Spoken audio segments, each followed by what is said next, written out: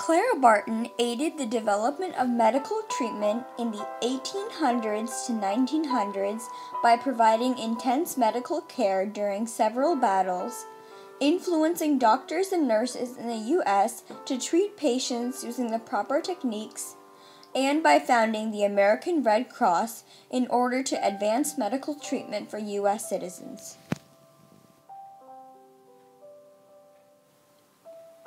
Clara Barton, born on December 25, 1821, in Oxford, Massachusetts, was a humanitarian, nurse, lobbyist, writer, teacher, philanthropist, and founder of the American Red Cross. Growing up, she worked as a clerk and bookkeeper in order to bolster her education. Later on, she created a school in Bordentown, New Jersey. A year later, she moved to Washington, D.C., where she worked as a clerk in the patent office from 1854 to 1857. Finally, when she went home to New England, she continued the philanthropy and charity work. At the age of 18, she began teaching in a schoolhouse in North Oxford, Massachusetts. She pursued this career for 10 years, then decided to challenge herself by enrolling in the Clinton Liberal Institute in Clinton, New York. At this institute, she mastered many subjects, including German, French, ancient history, and science. Clara's brother, David, worked as an assistant quartermaster for the Union Army during the Civil War. He was Clara's first patient when he went through a serious injury on the farm. The tragedy occurred in 1833 when he fell from the rafters. While being a shy 11-year-old girl, Clara nursed David. She oversaw his medicine and removed leeches. Finally, their family considered a steam doctor who completely cured David after 3 weeks. Since this incident, Clara had begun to take higher interest in medicine. Clara Barton had traveled to Europe in order to seek change. She was told about the International Red Cross 1864 and was determined to start her own similar organization. Before she returned to the U.S., the Franco-Prussian War had begun. She served in Baden military hospitals. She developed the idea of putting poor Strasbourg women to sew clothes in exchange for money. When the French defeated Paris, she started providing clothes and food. As a result, she was awarded the Iron Cross of Merit by the German Emperor, a very rare and prestigious honor. After graduating from the Clinton Liberal Institute, Barton wished to serve as a nurse in the Civil War. The opportunity came on April 19, 1861, when a crowd of Southerners attacked soldiers in Baltimore. Many soldiers and civilians were killed in the duration of the event. When Clara received the news about this, she left her work at the patent office and came to Baltimore to help out with the treatment by collecting medicine, food, clothes, and other supplies for the troops.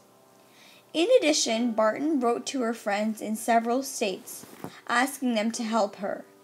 She eventually built a volunteer supply network that lasted throughout the war. Clara Barton tremendously contributed her service during the Civil War. She distributed necessary supplies to the soldiers, such as medicine, food, and clothing. In addition, Barton was instructed to pass through the battle lines in order to secretly administer supplies, search for missing soldiers, and nurse the wounded. In 1864, Barton was appointed superintendent for nurses. A year later, she established a Bureau of Records to help the search of missing soldiers. Barton's influence came from her father, Stephen Barton. He helped young Clara pursue her dreams and goals. In addition, Captain Barton educated Clara on military matters and proper etiquette. She wrote later in her life, "The patriot blood of my father was warm in my veins. I early learned that next to heaven, our highest duty was to love and serve our country." Barton traveled to Switzerland in 1869. In Switzerland, she learned about the International Committee of the Red Cross. She participated in several Red Cross activities there. She was soon influenced to have a similar organization of her own. When she returned to the U.S., she developed the American Red Cross branch, convincing people to join in with her. Soon, the Red Cross organization became very well known, and she had done her very best to help many civilians. She did lots of relief work, especially during hurricanes and famines. Not only did this organization provide thousands of people with jobs, but it also provided aid after natural disasters and other injuries. Barton had barely led this organization for 23 years before she resigned. But since then, people have become more aware and the organization has changed. She had forever influenced the medical specialists around the country to commit to protecting the ill people in times of need.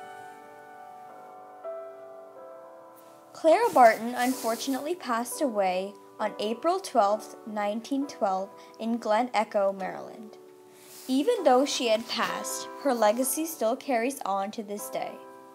Many doctors and nurses are using her herbal and prescribed medications to advance their modern-day products. As for the Red Cross, many things were changed from Barton's original organization. The American Red Cross's transportation has developed from a wagon to an ambulance. The response time is much quicker, and severe injuries are now taken directly to the ICU, or intensive care unit. Despite the fact that many of the luxuries that we enjoy today never existed 30 years ago, Barton pursued her dream and used her clever leadership tactics in order to build a strong base while developing the American Red Cross.